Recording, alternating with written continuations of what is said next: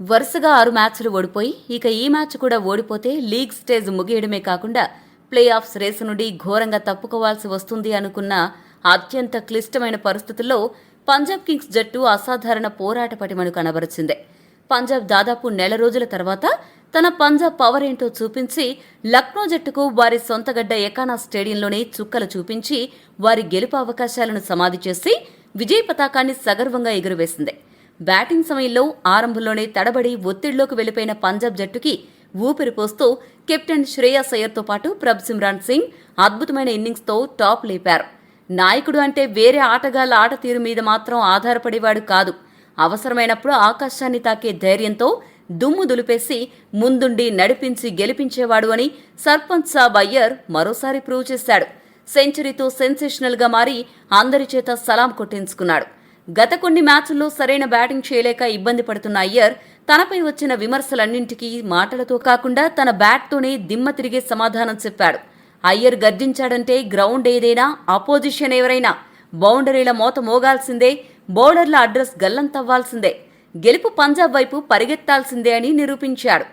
197 పరుగుల భారీ లక్ష్య ఛేదనలో పంజాబ్ ఇన్నింగ్స్ మొదటి బంతికే ప్రియాన్ షారియా 0 పరుగులకే మహ్మద్ షమీ బౌలింగ్లో అవుటవ్వగా ఆ వెంటనే ప్రమాదకరంగా మారుతున్న కూపర్ కొన్నోలి కూడా 18 పరుగులకే అదే షమీ బౌలింగ్లో క్లీన్ బౌల్డ్ అయ్యాడు. కేవలం 22 పరుగులకే 2 వికెట్లు కోల్పోయి పంజాబ్ పీకలూతు కష్టాలు పడిన ఆ సమయంలో క్రీజులోకొచ్చిన అయ్యర్ మరియు ప్రభ్సిమ్రాన్ సింగ్ ఇద్దరూ కలిసి లక్నో బౌలర్లను ఒక రేంజ్లో ఊచకోత కోశారు. బౌలర్ ఎవరైనా సరే, బంతి ఎలాంటిదైనా సరే అది బౌండరీ లైన్ దాటాల్సిందే అన్నట్లుగా శివమెత్తిపోయారు. వీరిద్దరూ కలిసి 3వ వికెట్కి కేవలం 76 బంతుల్లోనే 140 పరుగుల భారీ అజయ్ భాగస్వామ్యాన్ని నెలకొల్పి మ్యాచ్ను పూర్తిగా వన్ సైడ్ చేసేశారు. క్రీజులో పాతుకుపోయి లక్నోను ఓటమి గదిలో లాక్ చేసి పంజాబ్కు గెలుపుదారులు తెరిచారు. కెప్టెన్ శ్రేయస్ అయ్యర్ కేవలం 51 బంతుల్లో 101 పరుగులు సాధించి తన ఐపీఎల్ కెరీర్లోనే మొట్టమొదటి సెంచరీని అత్యంత స్టైలిష్గా సిక్సర్తో పూర్తి చేసుకున్నాడు. స్లాగ్ స్వీప్ సిక్సర్లు, షార్ట్ బాల్స్ పైన అద్భుతమైన కట్ షాట్లు, వికెట్ కీపర్ పంత్ తలపై నుంచి ఆడిన ర్యాంప్ షాట్, అలాగే బౌలర్ తల మీదుగా ఆడిన కళ్లు చెదిరే లాఫ్ట్ డ్రైవ్స్ తో అయ్యర్ బ్యాటింగ్ నెక్స్ట్ లెవెల్లో ఉంటే అతనికి ఏమాత్రం తీసిపోకుండా ప్రభ్సిమ్రాన్ సింగ్ 39 బంతుల్లో 69 పరుగులతో విరుచుకుపడ్డాడు. బౌలర్ల వేగాన్ని వాడుకుంటూ ప్యాడల్ స్వీప్స్, ర్యాంప్ షాట్లు, క్రీజులో అటు ఇటు కదులుతూ లాఫ్టెడ్ షాట్లతో లక్నో బౌలర్లను హడలెత్తించాడు. ఈ క్రమంలోనే ఐపీఎల్ చరిత్రలో 1 కంటే ఎక్కువ సీజన్స్లో 500కు పైగా పరుగులు చేసిన మొట్టమొదటి అన్క్యాప్డ్ భారతీయ ఆటగాడిగా ప్రభ్సిమ్రాన్ ఒక అరుదైన చరిత్ర సృష్టించాడు. క్రీజులో వీరిద్దరూ ఏ రేంజ్లో పాతుకుపోయారు అంటే ఆపోజిషన్కి ఎక్కడ గెలుపు ఆశలనేవి లేకుండా పూర్తిగా తుంచి వదిలిపెట్టారు. అలా ఈ మ్యాచ్లో పంజాబ్ జట్టు మరో 2 ఓవర్లు మిగిలి ఉండగానే 7 వికెట్ల తేడాతో అద్భుతమైన విజయాన్ని నమోదు చేసింది. ఈ మ్యాచ్లో పంజాబ్ జట్టు గెలిచింది కాబట్టి సరిపోయింది, కానీ ఒకవేళ ఈరోజు పంజాబ్ జట్టు ఓడిపోయింటే దానికి ముమ్మాటికి 100% ప్రధాన కారణం ఆ జట్టు బౌలర్ హర్షదీప్ సింగ్ మాత్రమే అయ్యుండేవాడు. ఈ సీజన్లో పంజాబ్ జట్టు పాలిట అతిపెద్ద ఫ్రాడ్ ప్లేయర్లా తయారయ్యాడు. బంతి ఇస్తే చాలు అడ్డగోలుగా పరుగుల వరద పారిస్తున్నాడు. హర్షదీప్ కేవలం 3 ఓవర్లు మాత్రమే బౌలింగ్ చేసి ఏకంగా 52 పరుగులు సమర్పించుకుని 1 వికెట్ కూడా తీయకుండా పంజాబ్ తరపున ఒక ఇన్నింగ్స్లో 50కి పైగా పరుగులు అత్యధిక సార్లు ఇచ్చిన బౌలర్గా హర్షదీప్ 7 సార్లతో చెత్త రికార్డు నమోదు చేశాడు. ఇక బ్యాటింగ్లో ప్రియాన్ షారియా కూడా దారుణంగా ఆడుతూ పంజాబ్కి పెద్ద భారంగా మారాడు. అయితే ఈ మ్యాచ్లో పంజాబ్ జట్టు గెలుపుకు వాళ్ల బౌలింగ్లో కూడా కీలక పాత్ర పోషించింది. లక్నో జట్టు భారీ స్కోరు సాధిస్తుంది అనుకున్న సమయంలో పంజాబ్ స్పిన్నర్ యుజ్వేంద్ర చహల్ అద్భుతంగా బౌలింగ్ చేసి లక్నోని ఒక రేంజ్లో కట్టడి చేశాడు.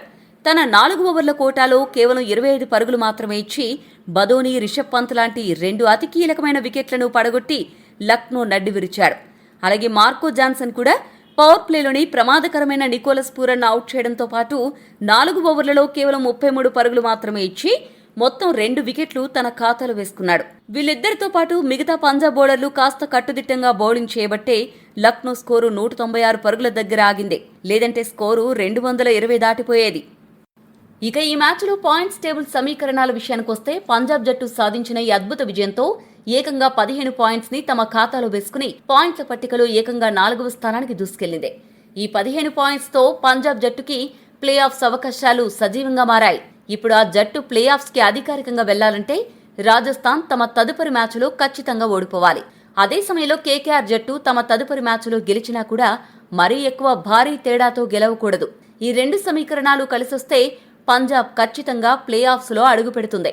అదే సమయంలో ఈ మ్యాచ్లో పంజాబ్ గెలవడంతో ఢిల్లీ క్యాపిటల్స్ జట్టుకి ఇక 15 పాయింట్స్ సాధించే అవకాశం ఏ కోశానా లేదు. కాబట్టి వారు అధికారికంగా ఈ ఐపీఎల్ ప్లే ఆఫ్స్ రేసు నుండి పూర్తిగా ఎలిమినేట్ అయిపోయారు. ఇక లక్నో జట్టు వారి సొంత గడ్డపైనే ఇంత దారుణంగా ఓడిపోవడానికి ప్రధాన కారణం వారి చెత్త ఫీల్డింగ్ మరియు చెత్త బౌలింగ్. ముఖ్యంగా 27 కోట్లు తీసుకుంటున్న వికెట్ కీపర్ రిషబ్ పంత్ బ్యాటింగ్లో పూర్తిగా ఫ్లాప్ అవుతున్నాడు. కెప్టెన్సీ చేయడంలో ఫెయిల్ అవుతున్నాడు. ఇక ఈ మ్యాచ్లో కీపింగ్లో కూడా ఫెయిల్ అయ్యి లక్నో కొంప ముంచాడు. 7వ ఓవర్లో అర్జున్ టెండూల్కర్ బౌలింగ్లో ప్రభ్సిమ్రాన్ సింగ్ కేవలం 20 పరుగుల వద్ద ఉన్నప్పుడు ఫైన్ లెగ్ వైపు ఒక కష్టమైన క్యాచ్ ఇచ్చాడు. పంత్ 2 గ్లౌజులతో బంతిని పట్టుకున్నప్పటికీ దాన్ని జార విడిచాడు. ఆ ఒక్క క్యాచ్ డ్రాప్ లక్నో కొంప ముంచింది. ఆ తర్వాత బతికిపోయిన ప్రభ్సిమ్రాన్ ఏకంగా 69 పరుగులు చేసి లక్నో ఓటమిని తన చేతులతోనే శాసించాడు. ఆ క్యాచ్ పట్టుంటే పంజాబ్పై ఒత్తిడి పెరిగి లక్నో గెలిచే అవకాశం ఉండేది. లక్నో బౌలింగ్ విషయానికొస్తే షమీ ఆరంభంలో 2 వికెట్లు తీసి అద్భుతమైన రికార్డు సృష్టించినా ఆ తర్వాత దారుణంగా విఫలమై ఏకంగా 45 పరుగులు సమర్పించుకున్నాడు. ఇక మొహసిన్ ఖాన్ 35 పరుగులు, ప్రిన్స్ యాదవ్ 32 పరుగులు, దిగ్వేష్ సింగ్ రాఠీ 39 పరుగులు ఇచ్చి దాదాపు వీరందరూ ఓవర్కి 10 లేదా అంతకంటే ఎక్కువ ఎకానమీతో పరుగులు ఇచ్చి దారుణంగా తేలిపోయారు. అయ్యర్, ప్రభ్సిమ్రాన్ క్రీజులో కుదురుకుంటున్న సమయంలో లక్నో బౌలర్లు షార్ట్ బాల్స్, ఫుల్ టాస్ బంతులు వేసి విపరీతంగా పరుగులు సమర్పించుకోవడం వల్లే ఈ మ్యాచ్ వారి చేజారిందే. ఇంతటి చెత్త బౌలింగ్ ప్రదర్శనలో కూడా అర్జున్ టెండూల్కర్ ఒక్కడే తన 4 ఓవర్లలో కేవలం 36 పరుగులు ఇచ్చి లక్నో తరపున అత్యుత్తమ బౌలర్గా నిలవడమే కాకుండా 69 పరుగులతో ప్రమాదకరంగా ఉన్న ప్రభ్సిమ్రాన్ ని అద్భుతమైన లో ఫుల్ టాస్తో ఎల్బీడబ్ల్యూగా అవుట్ చేశాడు. లక్నో ఓటమికి కేవలం బౌలర్లు, ఫీల్డర్లే కాదు, వారి బ్యాటర్లు చేసిన తప్పులు కూడా సమాన కారణమే. ఆరంభంలోనే అజ్మతుల్లా ఉమర్జాయ్ వేసిన ఇన్నింగ్స్ మొదటి బంతికే ఓపెనర్ అర్షిన్ కుల్కర్ని క్యాచ్ ఇచ్చి గోల్డెన్ డగ్గా వెనుదిరిగ్గా ఎంతో ప్రమాదకరమైన ఆటగాడు నికోలస్ పూరన్ కేవలం 2 పరుగులు మాత్రమే చేసి మార్కో జాన్సన్ బౌలింగ్లో క్లీన్ బౌల్డ్ అయ్యాడు.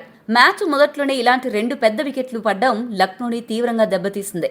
ఆ తర్వాత మిడిల్ ఆర్డర్ కోలుకుని 15 ఓవర్ల వద్ద 147 పరుగులతో పటిష్టంగా ఉన్న సమయంలో అద్భుతంగా ఆడుతున్న జోష్ ఇంగ్లీష్ కరెక్ట్గా 17వ ఓవర్లో శశాంక్ సింగ్ బౌలింగ్లో అవుట్ అవ్వడం లక్నో పరుగుల వేగానికి ఒకేసారి బ్రేకులేసింది. ఇంగ్లీష్ లాంటి సెట్ అయిన బ్యాటర్ అవుట్ అయ్యాక చివరి ఓవర్లలో ఆశించినంత వేగంగా లక్నో బ్యాటర్లు పరుగులు చేయలేదు. ఆ పిచ్ స్వభావం దృష్ట్యా లక్నో కనీసం ఇంకో 15 నుంచి 20 పరుగులు ఎక్స్ట్రా చేసుంటే మ్యాచ్ ఫలితం మరోలా ఉండేది. ఈ బ్యాటింగ్ వైఫల్యాలు కూడా వారి కొంప ముంచాయి. ఇన్ని ఘోరమైన మైనస్ పాయింట్స్, తప్పులు ఉన్నప్పటికీ లక్నో జట్టులో కొన్ని అద్భుతమైన ప్లస్ పాయింట్స్ కూడా ఉన్నాయి. ముఖ్యంగా వారి బ్యాటింగ్లో పవర్ ప్లే లోపే 2 వికెట్లు కోల్పోయి పీకల్లోతు కష్టాల్లో ఉన్న దశలో జోష్ ఇంగ్లీష్, ఆయుష్ బదోని అద్భుతంగా ఎదురుదాడికి దిగి స్కోర్ బోర్డుని పరుగులు పెట్టించారు. లక్నో బ్యాటింగ్ కి వెన్నెముకగా నిలిచిన ఇంగ్లీష్ అర్షదీప్ బౌలింగ్ ని టార్గెట్ చేసి కేవలం 28 బంతుల్లోనే హాఫ్ సెంచరీ పూర్తి చేసి మొత్తం 44 బంతుల్లో 72 పరుగులు సాధించాడు. ఆయుష్ బదోని చాలా వేగంగా ఆడి 18 బంతుల్లోనే 43 పరుగులు చేసి ఇంగ్లీష్తో కలిసి 3వ వికెట్కి 49 పరుగుల కీలక భాగస్వామ్యాన్ని నెలకొల్పాడు. రిషబ్ పంత్ 26 పరుగులు చేయగా అబ్దుల్ సమద్ చివర్లో ఎంతో పోరాట పటిమ కనబరిచి కేవలం 20 బంతుల్లో 37 పరుగులతో అజేయంగా నిలిచి జట్టు స్కోరును 196కు చేర్చాడు. కష్టకాలంలో పంజాబ్ బౌలర్లపై ఎదురుదాడి చేసి అంత భారీ స్కోర్ని నిర్దేశించడం లక్నో బ్యాటర్లు చేసిన అద్భుతమైన పని. ఏది ఏమైనా పంజాబ్ జట్టు అద్భుతంగా ఆడి లక్నోని వాళ్ల ఇంట్లోనే మట్టి కరిపించి ఈ ఐపీఎల్ సీజన్లో ఒక సరికొత్త చరిత్రను లిఖించింది.